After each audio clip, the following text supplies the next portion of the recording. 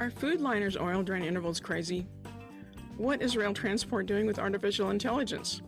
Whether it's custom trailer specs and 90,000-mile drain intervals, or creating a custom software program to make sense of all the data that today's fleets have at their fingertips, how do HDT's Truck Fleet Innovators stay on the leading edge? We'll talk to two of them in this episode of HDT Talks Trucking. At the recent Heavy Duty Trucking Exchange event in Scottsdale, Arizona, we honored this year's HDT Truck Fleet Innovators. We presented them with their trophies, and we had a great panel discussion about innovation and current issues. And thanks to Fleetworthy for sponsoring those awards this year. After the panel discussion, we talked to two of our innovators, Kyle Neumann of Foodliner and John Paape of Roehl Transport. We talked about what their innovations are, what they've accomplished, where they're going, and how their companies foster innovation. More after this. CAT Scale Company provides the professional driver with an accurate and certified weight. We are the #1 choice for professional drivers. Look for the black and gold sign to get the weights you know you can trust. We'll start with Kyle Neumann.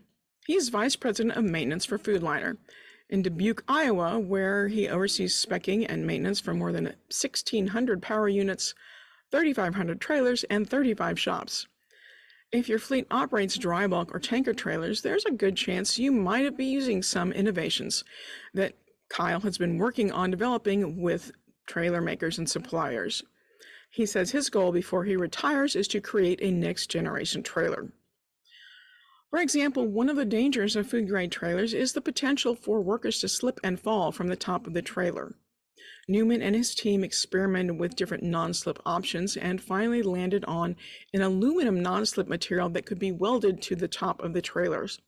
It worked so well that several trailer makers he works with added it as an option. He's also worked with suppliers to create a device that keeps critters from getting up into those food-grade trailers. It's available for other fleets as the critter stopper. More top of the trailer safety issues as well. In one case, a venting cap keeps drivers from having to get up on top of tanker trailers at all. In another, a special device prevents pressure buildup that could blow a driver right off the top of a bulk trailer. And he's worked with suppliers such as Hendrickson on innovative new suspensions and tire inflation products. But I wanted to talk with Kyle a little bit about his maintenance program and specifically how he has pushed oil drain intervals out to levels that some people think are kind of crazy. This all started about 18, 19 years ago when we were at that time on a 90-day, 24,000-mile oil change interval. And we wanted to go to 48,000. We felt the quality of the oil was coming up. So we invited all the majors in, all the major oil companies, and there was only one that would take our whole fleet. Some would give us 10, some would give us 20 as a test for a year. Right. And we had one come in and say, you know what, we're confident that we can do this. So we did change it at that time to a 48,000 mile oil change interval. Did do a dry at 24,000. Did that for a few years. And how many trucks was that? You said they didn't. At that time, we started. We were about 800 trucks. So, okay. Again, we forward on for a few years and went back to Citgo Oil, or the oil company that we partnered up with, and said, you know what, the oil samples are coming back looking really good. And we pull a sample on every dry or wet PM. And analyzed the data, and they came back and said, you know what, you're right. We're going to take a leap of faith and let's go to 72,000. So we did that. And again, we ran it for 2-3 years and everything looked good. We never lost a motor in this whole duration due to an oil failure. And then Mr. Butner from Citgo came in before he had retired, and he had a whole stack of oil analysis with him, and he threw them on the table and he says, Neumann, when are you going to stop throwing out my good oil? I'm like, Mark, we're at 72. I don't know. And I probably was the one who pushed more back on Mark than Mark wanted, and we settled on going to 90. We'll run it for 9 months and let's see what happens. And I was very forward with him, said if I lose a motor, I'm going to dial it back. Well, that's been about 4 years now, and we have never lost a motor. And you're still at 90,000. We're still on 90,000. We still are very avid oil. We pull oil samples on every dry and wet PM and analyze everything. And with Citgo's help too, we're looking at it saying, okay, are we okay? Now I'm kind of pushing Mark's replacement now and saying, can we go farther? Can we take it further? And we're cautiously watching that for probably another year. But I think eventually we'll probably go to 100,000 mile oil change intervals. So people are already telling you you're crazy, right? Oh yeah. People at the TMC will come up and say, you're not doing it. We know you're not doing it. I'm like, well, you guys believe what you want, but all I can tell you is we're doing it and it works. How do you sort of foster that culture of innovation at your company, For us, it comes from the top down. Our owner is very much on the cutting edge. He wants to lead the industry, not follow.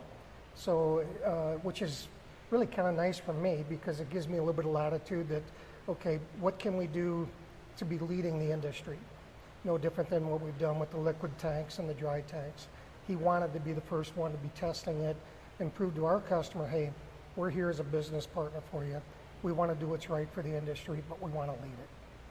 All right, great. Well, Kyle, thanks so much. Great having you here as an HDT Truck Fleet Innovator. Thank you very much. Next, we have John Paape. He's Vice President of Information Technology at Roehl Transport. The Marshfield, Wisconsin-based company operates some 2,200 trucks and 5,800 trailers, offering dry van, flatbed, refrigerated, dedicated, and curtain-side transportation. John told us that Roehl is unusual among its peers and even among larger competitors because it has an in-house custom software shop.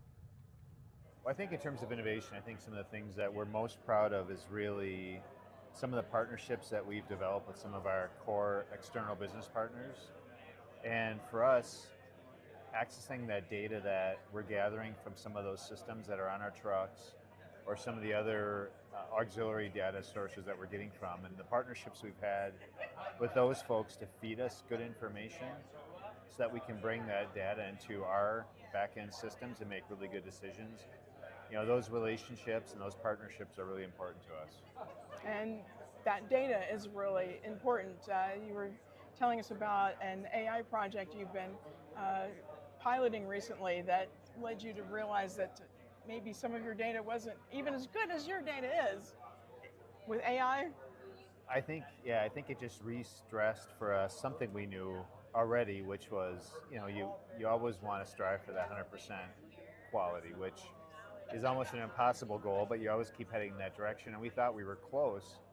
I think, though, using AI and starting to build some AI models, I think it certainly helped us understand that even small data inaccuracies can really create issues with your models. So I think anybody that starts down that AI journey is going to find, if they have flaws in the data, it's certainly going to come out with that.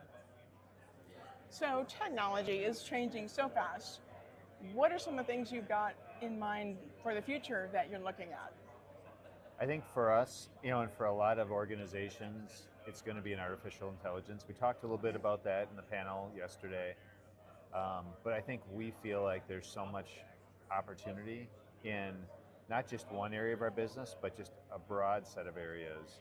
I think our biggest challenge is, where do we go first? There's so much opportunity. So, Roehl is very focused on safety. It's one of our cornerstone values, and I think a lot of our initial AI initiatives are going to be around things that we can do in the safety area even better than we're doing today. So I think that's one of the things, and some of our initial AI projects are safety focused. Right. But we think, in some driver areas, in maintenance, there's opportunities as well. So we're really excited about that. We're working on building out an AI-focused team right now. Right. That's going to kind of go after those opportunities. And it really nicely complements our business intelligence and analytics team. So we're really excited about that. Great. Well, thank you so much, John. It was great having you here. Yeah, thanks for the invite. It was a great show. That's it for this episode of HDT Talks Trucking. You can read more about HDT's Truck Fleet Innovators and about HDTX on our website, truckinginfo.com. And don't forget to subscribe to HDT Talks Trucking on YouTube or your favorite podcast platform so you don't miss an episode.